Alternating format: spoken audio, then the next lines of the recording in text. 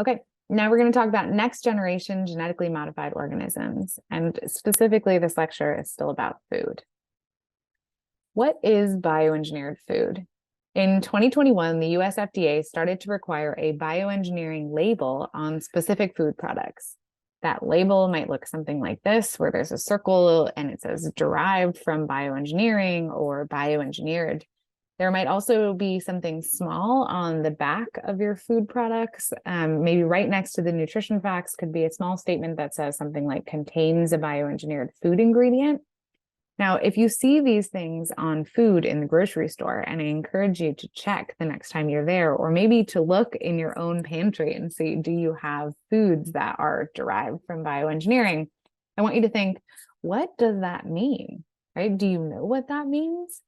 According to the US FDA, a food that contains genetic material that has been modified through in vitro recombinant DNA techniques and for which the modification could not otherwise be obtained through conventional breeding or found in nature is a bioengineered food.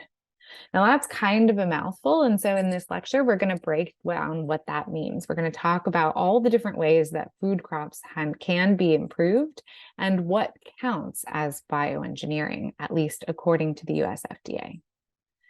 Okay, so here's sort of the overview. Crops are genetically modified in many different ways, and we're going to go through each of them and talk about sort of the benefits, disadvantages, and regulation related to each one.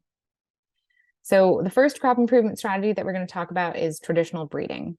This is crossing plants and then selecting offspring with desired traits. So if you have one plant that produces a lot of seeds and another that produces really big seeds, you might cross them together in order to get a plant that has a lot of really big seeds. This type of breeding approach is something that humans have been using for thousands of years. They've been observing crops with desirable phenotypes and crossing them together. And when they do this, you can affect just a few genes within the plant genome, or you can change entire genomes, right? You're remixing the genetic material of the plants as you cross them together. There's no safety testing required for this type of crop improvement, and there's no regulations. You know, in this week, we've been talking about directed evolution. Domestication, or the traditional breeding of crops to improve them, is essentially a very long directed evolution experiment. And through this type of approach, people have really changed the crops that we know and love today. These are ancestors of watermelons. You can see how much of the inside of the watermelon is actually rind and how much of it is just devoted to seeds. And humans in time have selected over and over again for watermelons with more of that like sweet pink flesh and fewer seeds and rinds to get the varieties that we have today. Same type of thing has happened for bananas. Here's a wild ancestor of banana. Again, is just chock full of seeds. And then maize, the wild ancestor of maize is actually something called teosinte, which has, much smaller and harder seeds than the maize that we grow as sweet corn today. So this cool kind of very long directed evolution experiment is still something that we use today in order to try to improve crop varieties.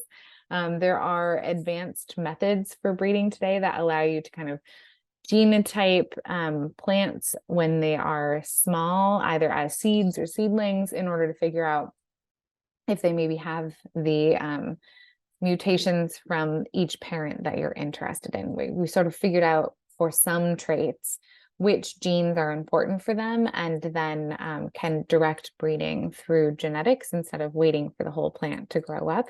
But the point really is that you can just cross plants together and get improved varieties over time.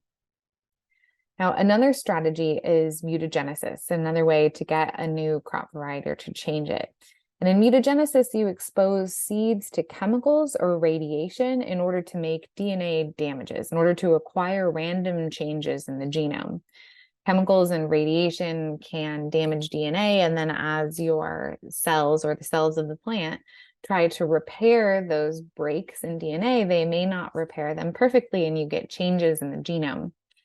When you apply chemical or radiation mutagenesis, you usually affect hundreds to thousands of genes all at the same time. It's really difficult to just dial in the amount of radiation in order to get a single mutation in the backbone or in the genome of your plant. And often actually that's not that helpful because this is a random mutagenesis method.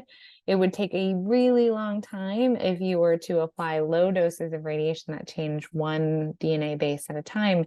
Instead, you want to change a bunch of things all at the same time to increase the likelihood that you change a phenotype that you care about. So ruby grapefruits are actually an example of plants that have been developed using chemical mutagenesis. I think it was chemical, maybe it was radiation mutagenesis, doesn't matter. Basically, farmers realized through one plant growing in a field that that grapefruits were able to produce this ruby color. There was one plant that acquired a mutation just serendipitously, and it made ruby red fruits. And the farmers who saw this thought that that would be a really valuable trait, that would make them stand apart from other grapefruit sellers in the market. And so they started applying mutagens to their grapefruit seeds in order to try to get more plants that also had this ruby phenotype. And so they were successful. There are actually, several different varieties of grapefruit that now all have this kind of really sweet and beautiful ruby red color. This type of mutagenesis does not require safety testing, and there's no regulation on it. So you may be eating lots of plants who have been developed using a mutagenesis strategy. Okay, there's a strategy called RNA interference. This is a method for turning off specific genes.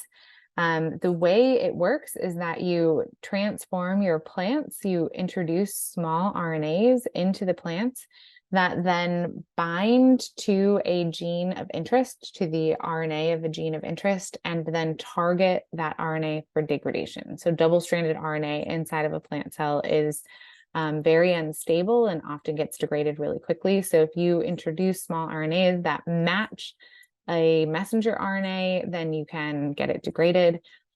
The example that I'm showing here is of a small RNA that targets virus RNA so that the plant cells are protected from a viral pathogen. That's actually because papaya were engineered to be resistant to a ring spot virus using this method. Almost all of the papaya that you eat is of the genetically modified variety. They are producing a small RNA that targets this ring spot virus and prevents it from making the whole plant sick. When you introduce RNAs like this into the plant genome, you can affect 1 to tens of genes all at the same time. These short RNAs are short enough that it's possible that they would target several different genes in the plant genome, although often they are quite specific. There is safety testing required for this type of thing, and it's highly regulated. So this would count as a bioengineered food because there is no way of kind of naturally getting these short RNAs into plant cells.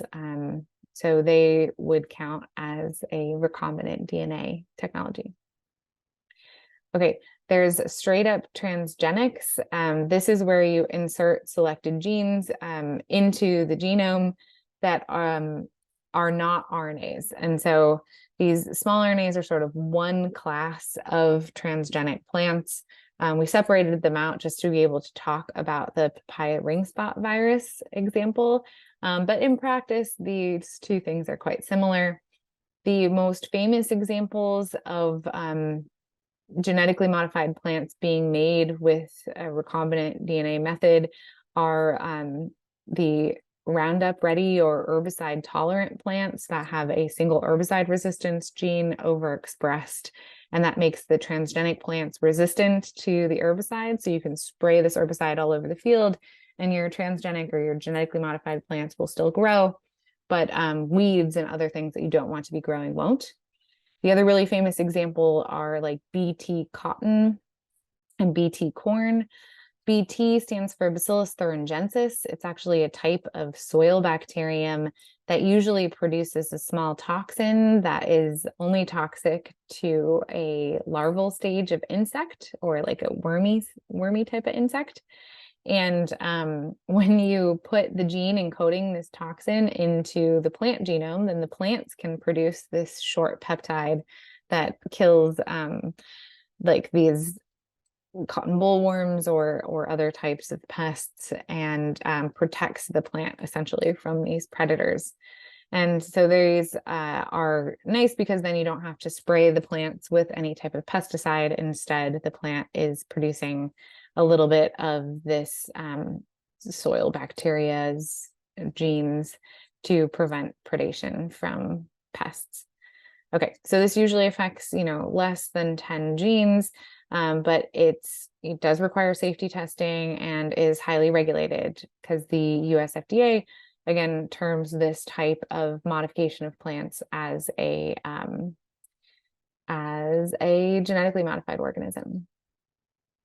Okay, the last crop improvement strategy is gene editing. You can use proteins like CRISPR-Cas proteins in order to make really targeted deletions from the genome. The way CRISPR works is it's essentially a protein that likes to cut DNA that is targeted to specific DNA sequences using a short guide RNA. And when that guide RNA finds a region of the genome that it matches, then the Cas protein, Cas9 in this case, sits down and cuts the DNA there. After a cut is made, the cell usually tries to repair the DNA, but will make deletions in trying to repair it. So this all is an example in tomato, where the authors were trying to increase the amount of vitamin D that the tomato produced by deleting an enzyme in a biosynthetic pathway. Then in this case, they're deleting this DR2 enzyme. And by deleting this part of the pathway, they can increase flux through the pathway towards vitamin D. So interestingly, this type of deletion, even though it's highly designed, you do transform in, or you deliver in this Cas9 protein and these guide RNAs. Because you're only deleting portions of the genome, this is not regulated, at least in the United States. So there's no safety testing required, and there's no regulation of it here. In Europe, it's a different story. This type of modification would still count as a genetically modified organism, and there these would all be prohibited from sale. So sort of interesting, there's a spectrum of methods by which you can modify plants, and those methods are all regulated somewhat differently. Now, how do you get DNA into plants? This is a question that I would have had if I were in your shoes. Like, okay, that sounds interesting, but like, how do you actually get DNA into plants? The answer to this question actually lies at the center of this crown gall tumor. Inside of this kind of weird plant tumor is actually a little bacterium. It's a bacteria called Agrobacterium tumefaciens.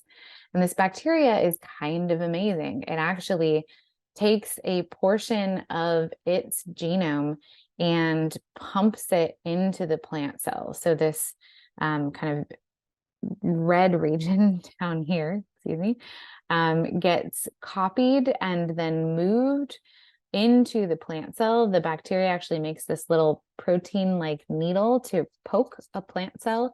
And then through the middle of this needle, they pump in DNA and they pump in some proteins. These proteins help shuttle the DNA into the nucleus. And then once the DNA from the bacteria gets into the nucleus, it actually integrates itself into the plant's genome. Now, Agrobacterium usually delivers instructions to the plant cell to deprogram it. So it will tell it, okay, stop being like a bark cell, for example, stop being a vascular cell inside of the middle of a plant stem, Instead, you should just turn into a sugar factory. Make me a lot of sugar. And the plant cell doesn't necessarily know that this DNA came from a bacterium, and so it will start expressing the genes encoded on that DNA, and it will turn itself into a sugar factory that replicates over and over and over again and forms this big kind of tumor-like structure. So in the middle here, you can see all of these like very clever, very happy bacteria eating lots of plant sugars. Okay, but you can actually use agrobacterium to deliver DNA into plant cells in order to make transgenic plants. So we can take that little segment of DNA that usually gets transferred and we can recode it. We can actually remove the genes that tell the plant to become a little sugar producing factory, and we can put in instructions for other things like produce a fluorescent protein or, produce a BT toxin, something like that. One of the easiest ways to actually get transgenic plants is to take the plants and then dip the flowers into a solution of agrobacterium. In this solution of agrobacterium, the bacteria will donate DNA or conjugate DNA into the egg cells within the flower. Those egg cells will then get fertilized by pollen and become seeds, develop into seeds. And some of those seeds will then be transgenic. They'll then carry the what's called tDNA or transferred DNA that was given to it by the bacteria.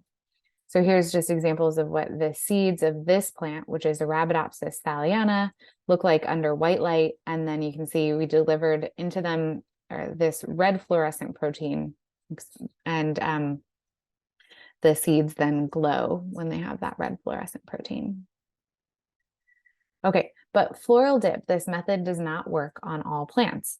Arabidopsis thaliana, this model plant, makes tens of thousands of seeds in just like a single pot of plants. But something like tomato makes maybe hundreds of seeds, maybe less per plant. And so if you're not able to deliver DNA efficiently into each egg cell, then the likelihood you would get transformed seeds is pretty low. There's also issues with just like the shape of the flower and the access that the bacteria have to the egg cells within the flower.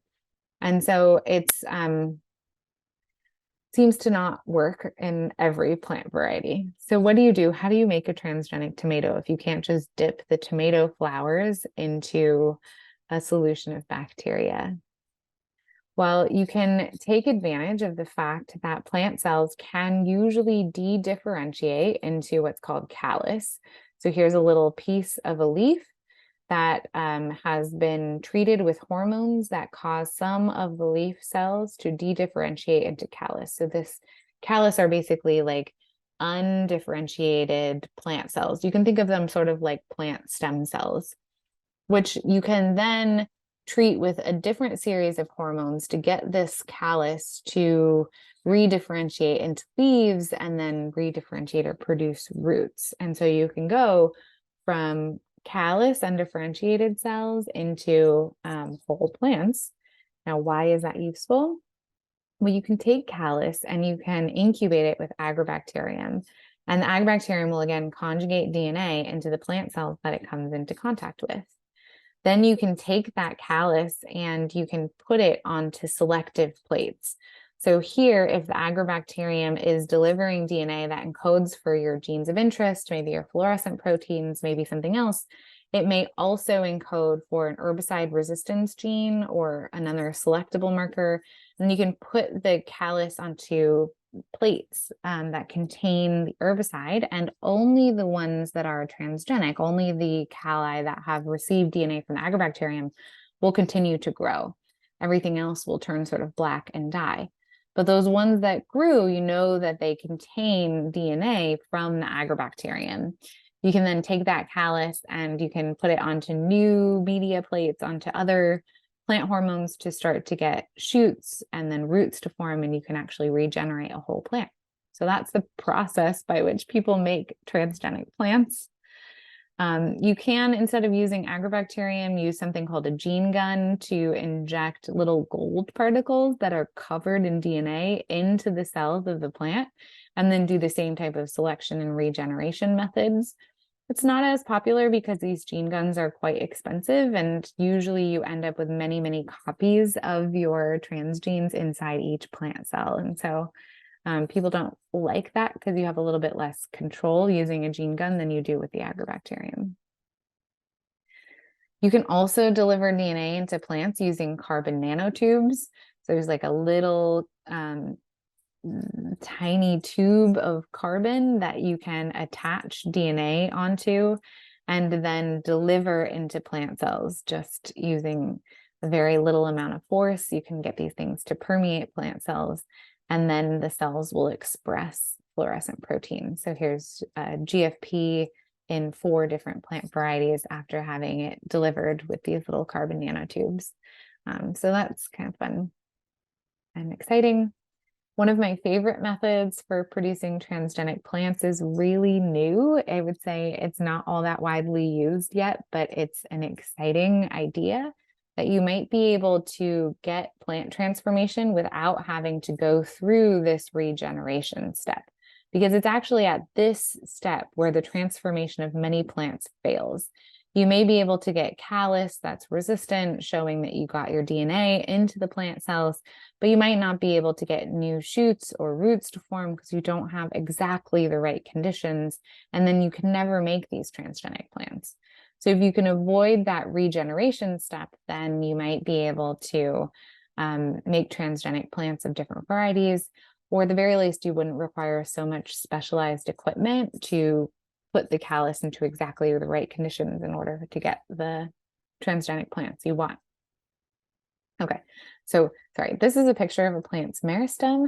This is the portion of the plant that is actively growing. It is the part of it that will produce flowers and seeds. If you were to cut it off, the plant would determine a different location to have a new meristem grow. It will basically not like that you have cut it off and it will try again. If you prune things, this is often what you're doing. You're cutting off this meristem. Now, there were some authors, some scientists at the University of Minnesota who figured out that if you cut off the meristem, then deliver agrobacterium, which conjugates DNA into the cells, along with a couple of developmental regulators, some proteins that stimulate meristem development, you can actually get a new meristem to form that contains your edited genomic DNA. So here the authors were they delivered DNA encoding Cas9, that CRISPR-Cas system, targeting phytoene desaturase, which is an enzyme that's important for chlorophyll development. And if you knock it out, you get these really white plants. And so what they showed is that, yeah, you can cut off the meristem and then new shoots will form that are edited, and you can collect seeds from them, and those seeds will be edited, and you can make new modified plants without having to go through the tissue culture. So I thought this was really fun, and I wanted to share with you how that was done. But where is all of this leading? I promised you that we would talk about the next generation of bioengineered or GMO plants. And what I think is that these plants will have more precise control over gene expression for more nuanced phenotypes. So the first generation of GMO plants had single genes expressed through the entire plant. So this might be that Bt gene expressed in every cell within the plant in order to make the entire plant resistant to the insects that were trying to eat it, or it might be the herbicide resistance gene expressed in every cell within the plant in order to get the whole plant resistant to that herbicide. And that's great for features like pest resistance or herbicide tolerance.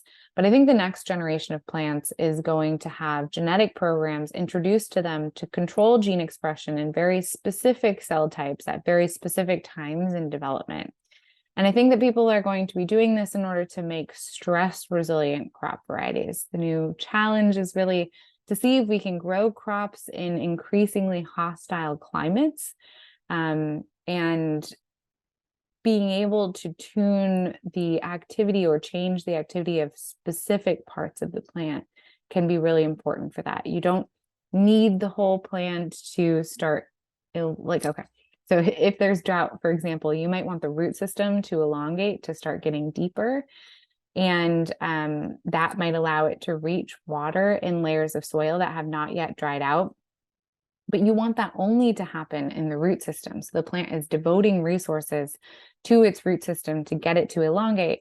If you have that elongation program running, for example, in the above ground portion of the plant too, now you have two things that are fighting each other, right? The shoot system's trying to grow and the root system's trying to grow. And maybe there won't be enough resources for both to be able to do that. And you'll never reach the water in those deeper layers of soil during the drought. So it would be great to be able to control gene expression in specific portions of the plant to really do some kind of fine tuning of plant resilience. And we're starting to get the capacity to be able to do this. This is an example from my lab, just showing you how precise control over spatial patterns of gene expression across a plant can be important for engineering specific features of a plant. So what you're looking at are 3 different Arabidopsis plants. Arabidopsis is our model system. It's a really small and easy to work with plant. Again, it's easy to transform. A wild type or unmodified Arabidopsis has a long primary root that grows down in the direction of gravity. All these root branches that also grow down in the direction of gravity. And if you were to zoom in on this root system, you'd see that it's covered in these tiny root hairs, which are really important for water and nutrient acquisition. Now, if you express a mutant developmental regulator from a promoter that's active in lots of different cell types throughout the plant, you can change the development of the plant pretty severely. So this engineered plant has no lateral roots. It also has a shorter primary root. That primary root has a hard time sensing gravity, which you can tell because it no longer grows straight down. It doesn't have any root hairs, and it's got several structural changes in the shoot as well. And one of the reasons that there are all these different impacts is because this gene is expressed in all these different tissues throughout the plant. Now, if we take this same gene and we only express it in one cell type, in these what's called xylem pole paracycle cells, these specific cell types within the plant root system, then we can make a targeted change in the plant's structure. So here, the plant does not produce any lateral roots, but it's otherwise identical to the wild type plant, right? So with this precise control over gene expression, we can make a precise change in the structure of the plant. We can actually take it one step farther than that and tune the number of root branches that the plants make. So with different synthetic genetic systems, with different gene expression levels, essentially, in a tissue-specific manner, we can control the density of root branches. And now we're wondering, okay, can we tune root structure for optimal growth in a specific environment? So we're not the only people by any stretch who work on this type of precise plant genetic engineering, and we're excited to see where it goes. After this lesson, I'd like you to think about the FDA's definition of a bioengineered plant or a genetically modified organism. Do you think that they're drawing the line in the right place? Do you think it makes sense to have regulation that's based on the process by which you have developed an improved crop variety? Or is there some other metric that you would prefer to see labels on or about on your food in the grocery store? Do you look for GMO or non-GMO labels when purchasing food? Why or why not? Did anything surprise you about the way transgenic plants are created? And then would you feel differently about GMO plants created to withstand climate change versus those engineered to produce pesticide? Or are those both the same to you? Is a GMO always a GMO, or does it matter kind of what the purpose was for producing that plant? I would love to know what you think of these GMOs. And if you feel like sharing your answer to these questions with me, I'd love to get an email from you. Hope you enjoy the rest of the week. Bye.